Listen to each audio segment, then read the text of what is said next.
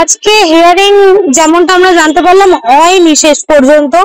আপনারা তো আশাবাদী ছিলেন যে এই বিচারপতি তিনি আগের যে 25% সেই রায়ে ছিলেন, তো হিয়ারিংটা হবে, কিন্তু হয়নি, কি বলবেন?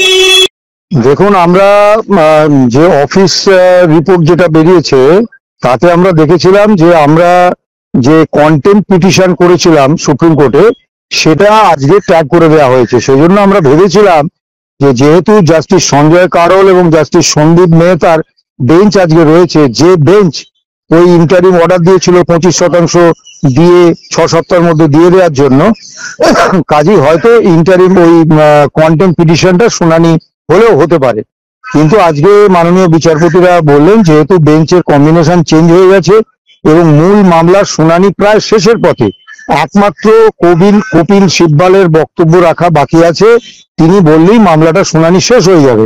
কাজেই এই মামলা ওই জাস্টিস সঞ্জয় কারোল এবং জাস্টিস পি.কে. মিশ্রের বেঞ্চই শুনবেন এবং এই কম্বিনেশন আগামী সোম বা শুক্রবারের মধ্যে যেদিন থাকবে সেদিন হয় হাই অন দ্য বোর্ড অথবা 2 PM মামলাটা শুনানি হবে।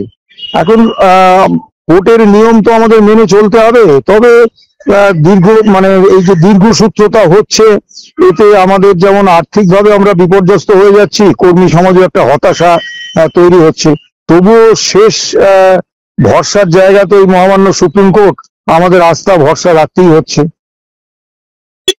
স্যার বলছি, পরবর্তী শুনানিতে যদি আবার কোনো কারণে সেই মামলাটি পিছিয়ে যায়?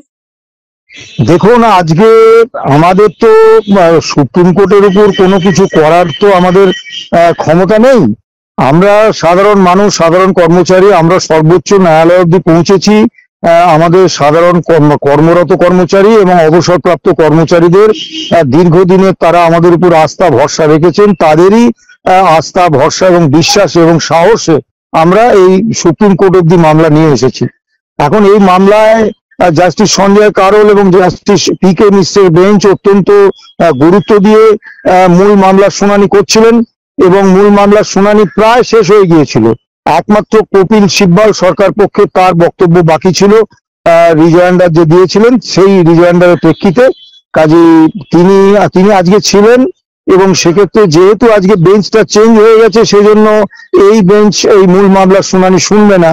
শুনলে আবার প্রথম থেকে হবে, সেটা কর্মচারী পক্ষে খুবই ক্ষতিকারক হতো। সেই জন্য এই সিদ্ধান্তটা আমাদের পক্ষে ভালোই হয়েছে যে জাস্টিস পি.কে. মিশ্র এবং জাস্টিস সঞ্জয় কারোলের বেঞ্চ মামলাটা শুনবে। এখন সুপ্রিম কোর্টের একাধিক প্রধান বিচারপতি অনেকবার বলেছেন জাস্টিস ডিলেড, জাস্টিস ডিনায়েড। এখন যেহেতু মহামান্য সুপ্রিম কোর্টে আমাদের মামলা বিচারাধীন এবং এর সঙ্গে অবসরপ্রাপ্ত এবং কর্মরত কর্মীদের ভাগ্য জড়িয়ে আছে, তাই কোনো আলটপকা মন্তব্য তো আমরা করতে পারবো না। তা আমরা আশা রাখছি যে আগামী সোম বা শুক্র যে দিনটা হবে সেদিন নিশ্চয়ই এই মূল মামলার শুনানি শেষ হয়ে যাবে এবং আমরা একটা রায় পাবো। একটাই সব থেকে বড় আশার কথা যে মূল মামলাটা শুনানি শেষ হবে, এই ব্যাপারটা আমরা নিশ্চিত হয়েছি মাননীয় বিচারপতিদের বক্তব্য থেকে। স্যার, মূল মামলা শুনানি তো যেমনটা বললেন, তাহলে যে কন্টেম্প মামলাটা হয়েছিল সেই বিষয়ে যদি একটু বলেন। দেখুন, কন্টেম্প আমরা করেছিলাম, একটা ইন্টারিম অর্ডার হয়েছিল গত 16ই মে। এখন যখন মূল মামলার শুনানি শুরু হয়ে গেল তখন ওই ইন্টারিম অর্ডারের খুব বেশি গুরুত্ব থাকে না।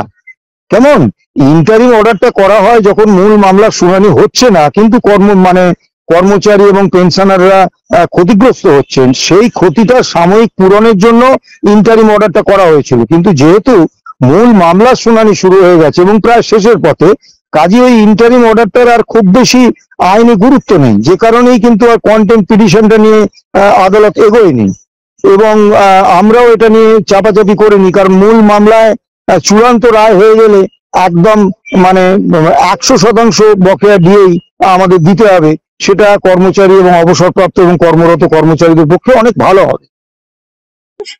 সুপ্রিম কোর্টের ভূমিকা নিয়ে কি বলবেন? কারণ কি শুধু ডিএ মামলা না, আমরা একাধিক মামলা দেখেছি যেটা সুপ্রিম কোর্টে গেলেই একেবারে তার গতিটা আস্তে আস্তে কমে যায় এবং সেই বিচারটা অনেকটা দীর্ঘমেয়াদী হয়। দেখুন, সুপ্রিম কোর্ট হচ্ছে সারা ভারতবর্ষের সর্বোচ্চ ন্যায়ালয়। তা আমরা স্বাভাবিকভাবে সাধারণ নাগরিক হিসেবে আমরা চাইবো সুপ্রিম কোর্টে অত্যন্ত দ্রুত শুনানি হবে এবং যারা মামলাকারী বা মামলা যারা সংযুক্ত তারা কোনো না কোনো সুরাহা পাবেন। কিন্তু মামলা দীর্ঘায়িত হলে আমাদের তো কিছু করণীয় নেই, যার ফলে মামলা যদি দীর্ঘায়িত হয় আমরা ক্ষতিগ্রস্ত হই। কিন্তু সুপ্রিম কোর্টের যা সিস্টেম সেটা তো আমরা মেনে চলতে হবে, আমাদের তো কিছু করার নেই।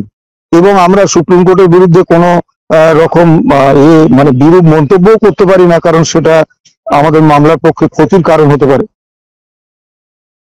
স্যার একেবারেই শেষ প্রশ্ন, আপনাদের যে ডিএ মামলার শুনানি একেবারে শেষের দিকে পি.কে. মিশ্রা এবং সঞ্জয় গরলের বেঞ্চেই আপনাদের শুনানি হবে, আপনারা কতটা আশাবাদী পরবর্তী শুনানি নিয়ে? হ্যাঁ, পরবর্তী শুনানি সোম বা শুক্রবারের মধ্যে যে কোনো একদিন হবে। আপনারা কতটা আশাবাদী সেই শুনানি? আমরা প্রথম থেকেই, আমরা যেদিন 2016 সালে মামলা করেছি সেদিন থেকেই আমরা আদালতের উপর ভরসা রেখেই মামলা করেছি। কাজে আজকেও সর্বোচ্চ ন্যায়ালয়ের উপর ভরসা রাখা ছাড়া আমাদের তো কিছু করার নেই।